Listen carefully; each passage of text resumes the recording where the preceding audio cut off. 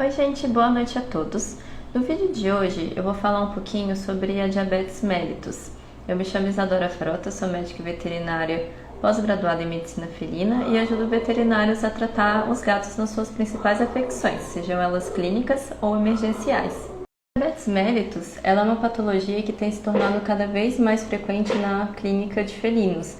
Isso se deve principalmente ao fato dos nossos pacientes estarem cada vez mais com quadro de obesidade.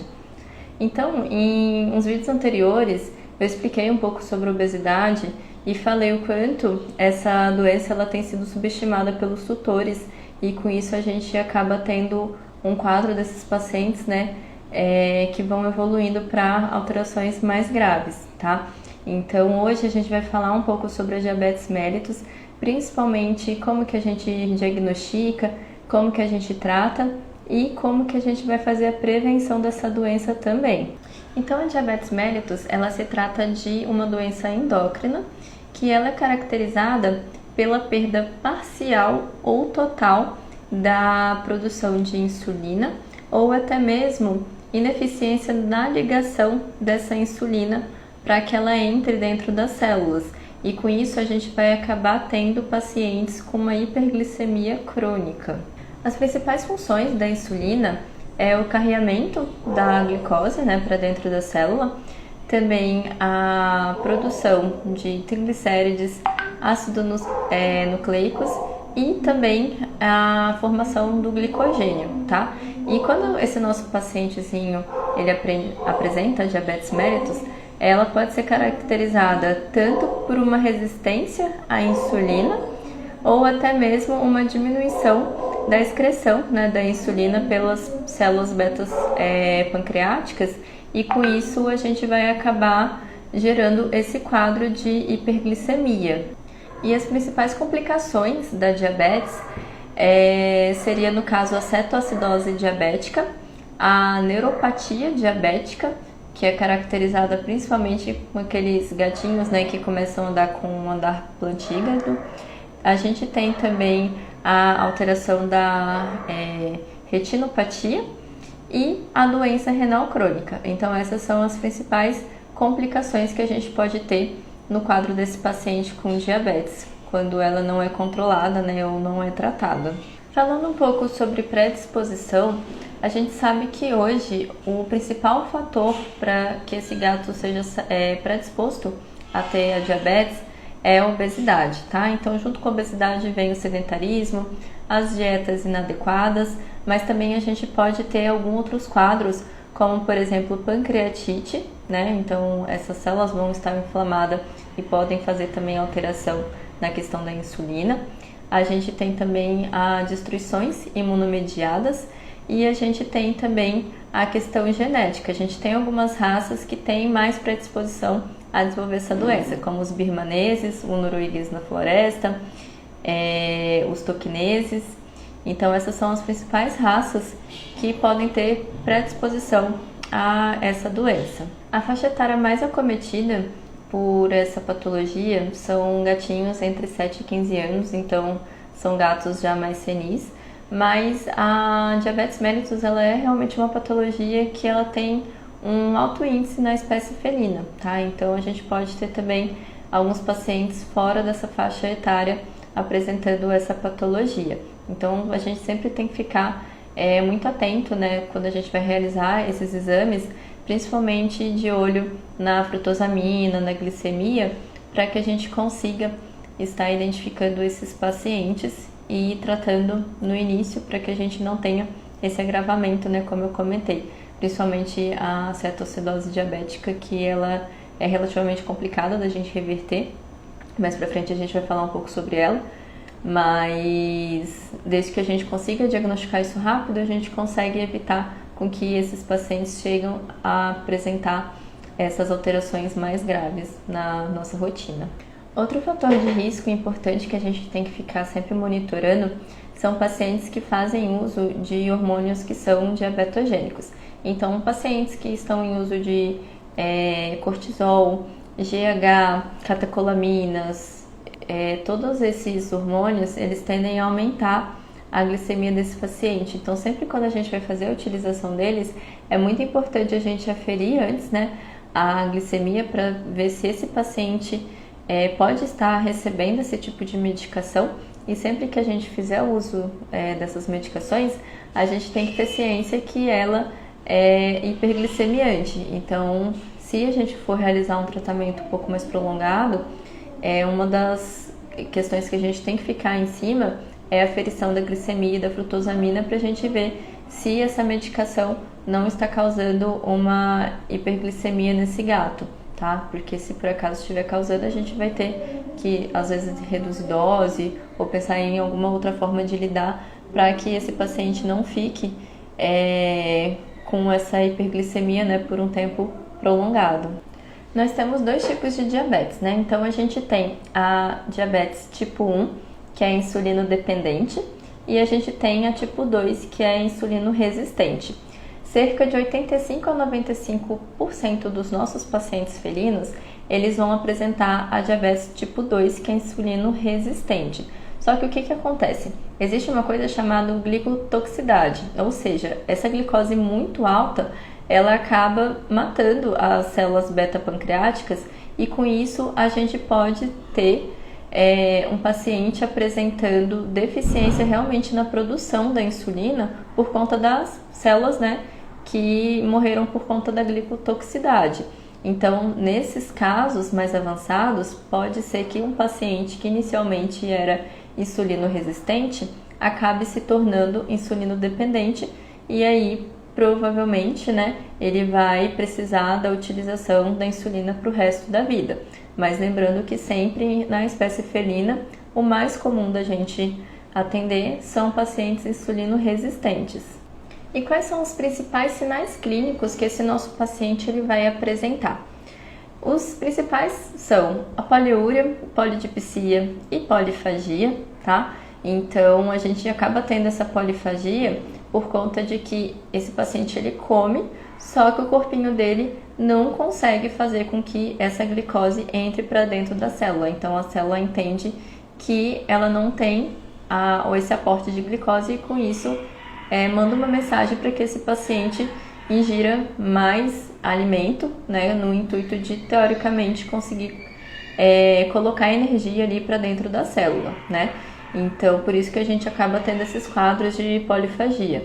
E por conta desse paciente acabar ficando mais tempo sem esse aporte adequado de glicose dentro das células, esse paciente vai começar a ficar apático e vai ter perda de peso, ele vai ter alteração em pelagem, porque esse paciente ele não vai mais se lamber de forma adequada, se higienizar de forma adequada, e aí a gente começa a avançar no quadro clínico, nos pacientes, por exemplo, com neuropatia diabética, né? Então a gente vai ter pacientes já com aquele andar plantígrado, como eu comentei antes, e se esse paciente não é tratado, né, a gente não consegue identificar ali nesse momento, ele pode evoluir para cetoacidose diabética, que já é um quadro grave, né, de emergência, que a gente precisa intervir, internar o quanto antes, para que a gente consiga tentar equilibrar esse paciente, né, estabilizar esse paciente e principalmente conseguir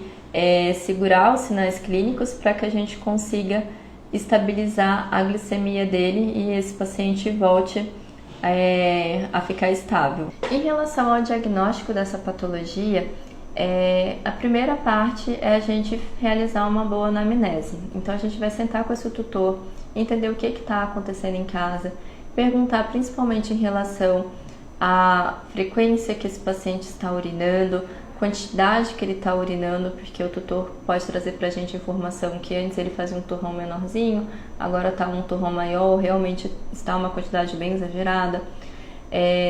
Saber se esse paciente está bebendo mais água do que o normal, se ele está se alimentando de forma adequada, se ele está comendo o que é o normal dele ou se ele está comendo para mais ou para menos. Então, tudo isso é muito importante. E a gente vai juntar essas informações com a questão da faixa etária, né? Como a gente sabe, essa doença geralmente ela comete os gatos entre 7 e 15 anos. Então, se esse paciente estiver nessa faixa etária ou até mesmo mais velho do que isso. A gente sabe que hoje em dia, né, os gatinhos eles estão tendo uma longevidade aí muito boa. A gente está atendendo, né, gatinhos aí até de 20 anos, 20 e pouquinhos anos.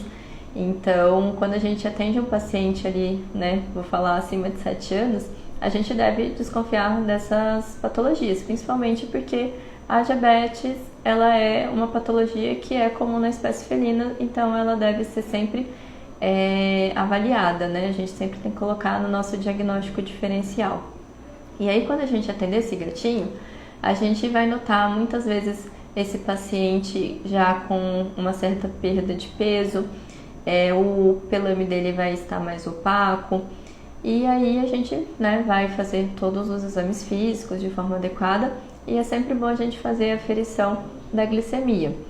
No caso de pacientes diabéticos, o que a gente geralmente atende são pacientes com uma glicemia acima de 300, mesmo que esse paciente esteja em jejum, tá? A gente sabe que tem alguns pacientes que por estresse pode fazer essa hiperglicemia, né, transitória. Então, por isso, a gente deve sempre também, quando a gente for solicitar os exames de sangue, pedir a frutosamina para que a gente veja se realmente esse paciente está se mantendo em hiperglicemia ou se realmente ela só foi transitória ali por conta daquele estresse, né, de estar saindo de casa, ali da manipulação, tá? E aí, em relação aos exames, então, a gente sempre tem que pedir um perfil completo de sangue, ultrassom abdominal, pensando que a gente precisa descartar outras possibilidades ou encontrar outras comorbidades. A gente falou da questão da pancreatite, né, que é um dos principais fatores para esse paciente apresentar quadros de hiperglicemia, então ela precisa ser descartada ou fechada diagnóstico, né, juntamente com essa hiperglicemia.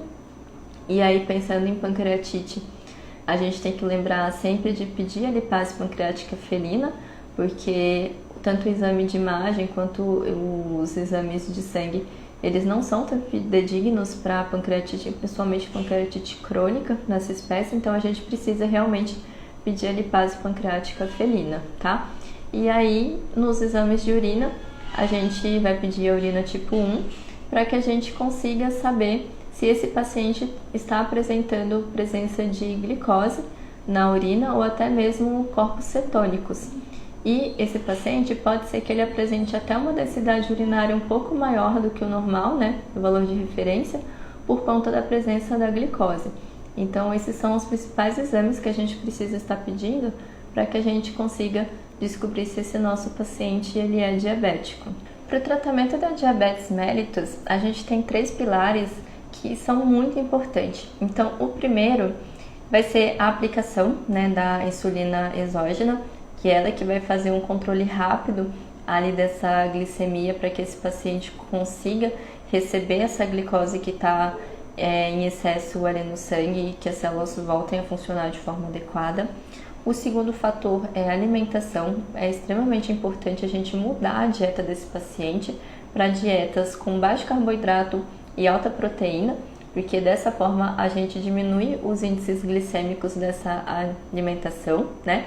E o terceiro fator, que também é muito importante, que é colocar esse paciente para se movimentar. Porque quando a gente coloca esse paciente para fazer um exercício, a gente consegue, inclusive, aumentar a eficácia da nossa insulinoterapia, tá? Então, esses são os 3 pontos chaves para que a gente consiga fazer o controle dessa doença. Hoje nós temos diversos tipos de insulina no mercado, então eu vou citar algumas delas que são as mais utilizadas, tá? Então eu vou começar pela Glargina, que o nome comercial dela é Alantus, é a que eu mais utilizo e ela realmente é a mais indicada para gatos por conta do longo período dela de ação, tá? Então ela a gente vai estar utilizando na dose de 1 a 1,5 unidade internacional por gato e ela deve de preferência ser feito a cada 12 horas, tá? Tem alguns gatos que a gente sabe que a gente não consegue fazer a cada 12 horas ou por conta realmente do paciente ou por conta do tutor, mas a indicação dela para que ela tenha uma melhor eficácia é que ela seja feita a cada 12 horas, mas em alguns casos pode ser que a gente precise fazer CID, né? Só uma vez ao dia, tá? E se por acaso esse nosso paciente ele apresenta uma glicemia acima de 360, a gente pode fazer a dose dessa insulina de 0,25 unidades internacionais por quilo, tá? Então ela vai ficar uma dose um pouquinho maior. O ideal é que a gente não exceda a dose de 2 unidades internacionais por gato, tá? Mas tudo, né, de acordo aí com a clínica do paciente e a resposta desse paciente à insulina. E aí, como outras opções, a gente tem a caninsulin, que ela vai ter uma ação intermediária. A gente pode estar utilizando ela na mesma dose, de 1 a 1,5 unidade internacional por gato BID, tá? Lembrando que geralmente as aplicações elas são subcutâneas, só no caso da Lantus, quando esse paciente ele apresenta uma glicemia aí maior do que 360, que a gente tem que fazer aquela dose de 0,25 unidades internacionais por quilo, ela é mais indicada a gente fazer intramuscular para que a gente tenha um efeito mais rápido, tá? Mas normalmente a aplicação das insulinas elas são feitas de forma subcutânea. Então a gente vai ter essa caninsulin e a gente também tem a NPH, que é uma recombinante humana, tá? Ela normalmente não é tão indicada para gatos, mas pode ser utilizada também em último caso, né? Caso esse tutor não tenha condição de comprar a caninsulin ou a Lantus. E ela também pode ser utilizada nessa mesma dosagem, de 1 a 1,5 unidades internacional por gato, a cada 12 horas, por via subcutânea. Uma informação importante é que a gente não deve realizar ajuste de dose de insulina acima de 25%. E sempre quando a gente vai realizar um ajuste, o ideal seja que a gente faça uma curva glicêmica. Por quê? Esse ajuste ele deve ser feito com base ou no DADIR, que seria o pico da ação dessa insulina, ou a insulina, quando a gente vai fazer a glicemia pré-aplicação da insulina, que vai ser o momento que essa glicemia vai estar mais alta. Então, para isso, o ideal é que a gente realmente realize a curva glicêmica para a gente ver como que essa glicemia está se portando, né, ao longo do dia, para que a gente saiba se realmente a gente precisa ou não realizar um ajuste e de quanto que vai ser esse ajuste. E aí, dessa forma, a gente consegue realizar isso de uma forma mais segura para esse paciente, evitando que esse paciente entre em hipoglicemia dependendo do nosso ajuste. Nós temos também como opção de tratamento hipoglicemia antioral, que é a glipizida, na dose de 0,25 a 0,5 mg por quilo, e ela pode ser utilizada tanto BID quanto TID. Só que esses hipoglicemiantes orais, geralmente eles funcionam só com cerca de 30% dos pacientes, então vai ter mais uma indicação se realmente o tutor, né, não consegue realizar a aplicação ou algum fator assim que realmente faça com que a gente opte por esses hipoglicemiantes orais, porque os injetáveis eles funcionam muito mais rápido e a gente consegue fazer um controle muito mais eficaz. Eu mesma nunca precisei usar um hipoglicemiante oral, tá? Mas eles existem, né? E além deles funcionarem só com cerca de 30% dos pacientes, eles também têm um tempo para eles começarem a fazer efeito de 4 a 6 semanas, tá? Então, muitas vezes esse tempo seria o tempo da gente estar conseguindo controlar de forma eficaz esse paciente com o uso da insulina, né, injetável, evitando aquela questão da glicotoxicidade, matando as células pancreáticas, tá? Então, quando eu pego um paciente que está em hiperglicemia, primeiro, né, a gente vai tentar saber a base dessa hiperglicemia, mas se fazendo necessária a utilização da insulinoterapia, a gente precisa controlar o quanto antes essa glicose para que esse corpo desse paciente volte ao normal e a gente consiga preservar essas células, evitando com que esse paciente se torne um paciente insulino dependente.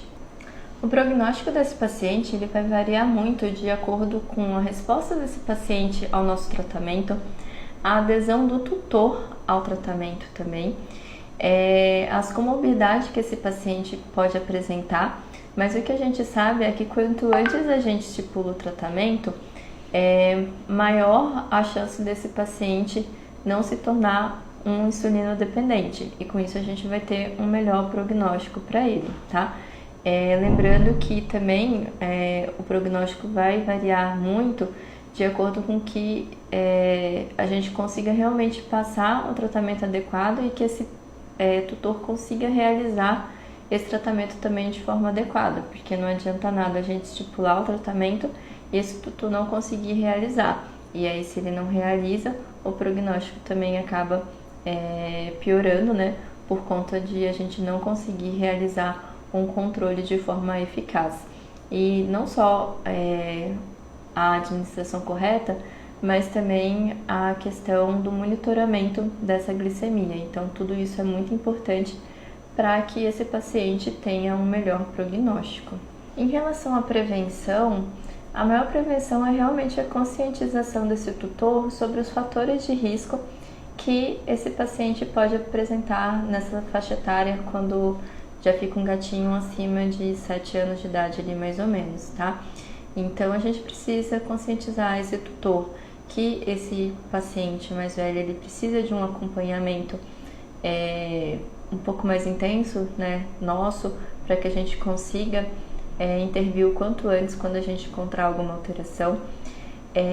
Conscientização também que esse gato ele precisa de ter um estilo de vida mais saudável, então sempre uma boa alimentação, ter um certo controle em relação a petiscos, principalmente esses petiscos hipercalóricos, ter conscientização também de que obesidade é uma doença e isso é uma questão que ainda é muito complicada da gente lidar, né, porque tem muitos tutores que não conseguem enxergar dessa forma e aí com isso a gente acaba ficando fica um pouco mais complicado, né, de como a gente lidar com o tutor, porque ele acaba achando que a gente não está lidando com uma doença, né, que seria só uma questão estética, mas a gente precisa conscientizar que sim, a obesidade é uma doença e sim, ela predispõe a outras doenças muito importantes, uma delas é a diabetes, né?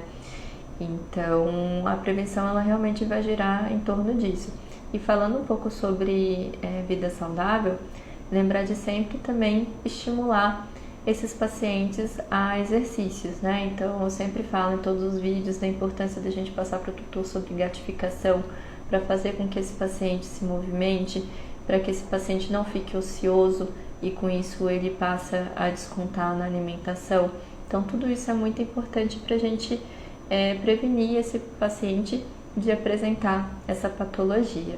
Eu acho que hoje um dos principais fatores, né, que acabam atrapalhando um pouco o nosso tratamento da diabetes seria realmente a adesão do tutor a esse tratamento, por conta de que esse paciente ele vai precisar receber a insulina a cada 12 horas. E sempre antes da gente administrar a insulina, a gente precisa aferir essa glicose para que a gente não faça uma aplicação em um paciente que esteja ali com uma glicemia abaixo de 10, porque senão esse paciente vai entrar em hipoglicemia e pode sim entrar em emergência, tá? Então, essa é a indicação. Só que tem muitos tutores que eles não conseguem realizar o procedimento ou eles não têm condições financeiras de estar levando até uma clínica para estar sempre fazendo essa aferição. Então, tudo isso acaba fazendo com que a gente tenha uma certa dificuldade nesse tratamento, tá? Então, o mais indicado é que a gente consiga realmente ou fazer esse paciente e vir até nós, né, para estar aferindo, então realizando aí pacotes, né, facilitando a forma de que esse tutor consiga aderir esse tratamento, ou realmente mostrando para o tutor como que realiza, para que ele consiga fazer de uma forma segura, né, e com os resultados fidedignos, para que a gente consiga fazer o tratamento de uma forma correta. Outra questão é em relação aos exames que a gente faz de rotina. Então, eu sempre falo que quando a gente, para que a gente consiga pensar naquela patologia como um diagnóstico diferencial, a gente precisa sempre realizar os exames de forma mais completa. Então, quando a gente atende um paciente para check-up, o check-up de gato já normalmente a gente sempre precisa de um perfil, né, mais completo e uma ultrassom abdominal. Mas a gente falando aí em gatos de meia idade a gatos senis, a gente precisa também sempre estar colocando junto os exames de urina, para que a gente não passe por nenhum tipo de patologia desapercebido, porque muitas vezes, dependendo do grau da patologia, o que ela está cometendo, a gente vai ter resultados em exames diferentes. Então, por isso, esses exames, eles são exames básicos ali para a gente fazer um bom check-up no nosso paciente, tá?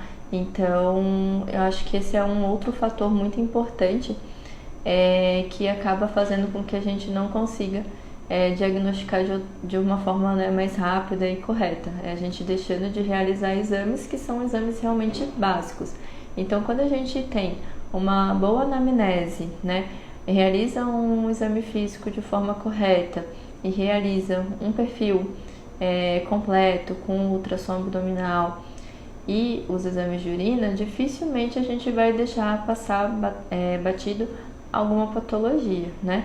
Então, eu acho que esses são os principais fatores que façam com que a gente possa ter algum erro no nosso tratamento ou até mesmo no nosso diagnóstico. Dos pacientes que eu atendi até hoje com hiperglicemia, a maior parte deles era uma hiperglicemia secundária à pancreatite crônica. Por isso, da importância da gente realizar sempre os exames completos, né? Para que a gente consiga encontrar essas comorbidades que são relativamente comuns na espécie e a gente tratar realmente a causa base, porque não adianta nada a gente tentar controlar uma glicemia se tem uma causa base que está causando a hiperglicemia. E aí com isso a gente nunca vai conseguir sanar o problema, tá? Então a gente deve sim realizar esses exames, né, de forma completa, realizar o monitoramento desses pacientes. E normalmente quando eu pego esses pacientes com hiperglicemia secundária à pancreatite, assim que eu estipulo o tratamento para pancreatite crônica, né, e estipula ali aquele início da insulinoterapia, eles respondem muito rápido. E teve paciente meu que precisou tomar insulina durante uma semana e depois já regulou bem com a troca da alimentação e o tratamento, né, para pancreatite crônica no caso, né, desse paciente. Então, cada paciente vai ter um tempo de resposta, cada paciente vai ter uma forma diferente de responder, por isso que a gente precisa sempre monitorar esse paciente, realizar as curvas glicêmicas de forma adequada para que a gente consiga estipular a dose e intervalo correto. Então, tudo isso é muito importante para que a gente tenha êxito no nosso paciente, né, no tratamento desse nosso paciente e também sempre lembrando, quanto mais rápido a gente diagnostica esse paciente, mais rápido a gente estipula um tratamento correto, melhor vai ser a resposta dele, melhor vai ser o prognóstico e menor vai ser a chance desse paciente desenvolver as formas mais graves dessa doença. Bom, gente, esse foi o vídeo de hoje. Eu espero que vocês tenham gostado, que eu tenha tirado algumas dúvidas de vocês. Se por acaso vocês ainda ficaram com alguma dúvida, pode me mandar mensagem pelo direct no Instagram, que aí a gente conversa sobre o assunto. E se você gostou desse vídeo, compartilhe com seu colega médico veterinário para ficar sempre por dentro de conteúdos como esse.